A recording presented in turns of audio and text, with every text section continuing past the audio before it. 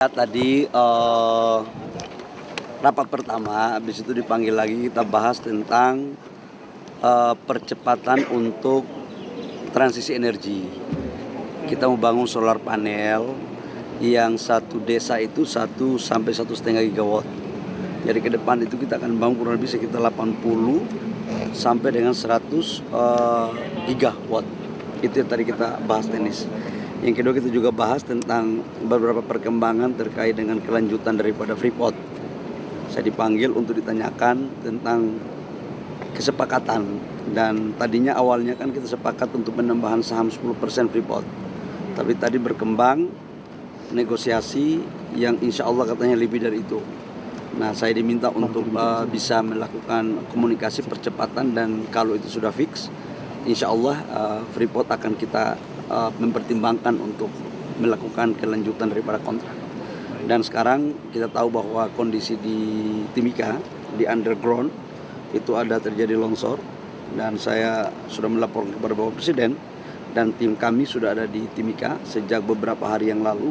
Nanti kita menunggu laporan perkembangan terakhirnya, tapi orang di dalam masih dalam posisi terjebak dan belum ada informasi, dan proses pencarian masih tetap di dalam. Pak, soal operasionalnya akan tetap jalan apa gimana Pak? Karena Gimana? ini kan masih ada yang terjebak dan masih longsor, ini operasional penambangan tetap jalan atau berhenti sementara? Sekarang berhenti sementara. Semua fasilitas personil semua lagi fokus untuk bagaimana menangani bencana yang ada di sana. Ya, Pak, soal SPBU panel itu Pak akan melibatkan investor asing nggak? pasti. Karena solar panel 100 gigawatt itu kan cukup besar. Sementara kapasitas industri kita di sini hanya satu tahun tidak lebih dari 5 gigawatt. Nah, oleh karena itu pasti kita akan mencari investor asing dan bisa berkolaborasi dengan pengusaha-pengusaha nasional dan BUMN kita, termasuk dalamnya adalah PLN. Saham Freeport mau nambah berapa Pak? Pak, soal SPBU. Alhamdulillah tadi awalnya kan penambahan saham Freeport itu kan 10%. Perkembangan yang terjadi di atas 10%. Berapa pastinya nanti saya akan umumkan setelah tanda tangan proses perpanjangan. Harganya murah Pak, harga sahamnya. Untuk 10% lebih itu tidak, biayanya sangat murah sekali, karena valuasi asetnya kan kita anggap itu sudah nilai bukunya sangat tipis sekali. Tetapi itu kan terjadi untuk sampai dengan 2041, dan sekarang perhitungannya lagi di jalan. Target pembelian saham rampung kapan Pak?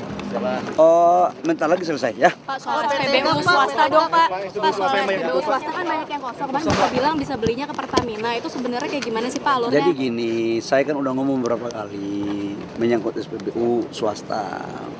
Yang pertama, SPBU swasta itu sudah diberikan kuota impor 110% dibandingkan dengan 2024. Ini biar clear ya, kita sudah memberikan kuota impor 110%.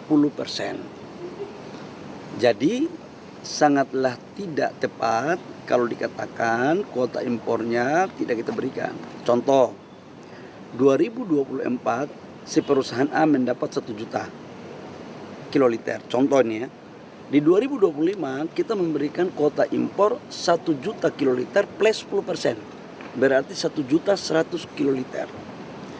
Nah, kalau masih ada kekurangan, kita minta untuk melakukan kolaborasi dengan Pertamina. Kenapa? Karena ini terkait dengan hajat hidup orang banyak. Cabang-cabang industri yang menyangkut hajat hidup orang banyak itu harus dikontrol oleh negara. Supaya apa? Semuanya baik. Ya, gitu ya. Pak, di mana Pak caranya Pak? Pekerja dari Shell dan lain sebagainya kan banyak yang di layoff juga nih Pak. Sebenarnya mereka bisa melakukan kolaborasi dengan Pertamina, dan kemarin saya sudah pimpin rapatnya Pertamina, dan wamen saya juga sudah pimpin rapat. Tapi nanti saya akan mengecek perkembangan terakhir dari tim yang kemarin saya bentuk untuk mengatasi. Ya.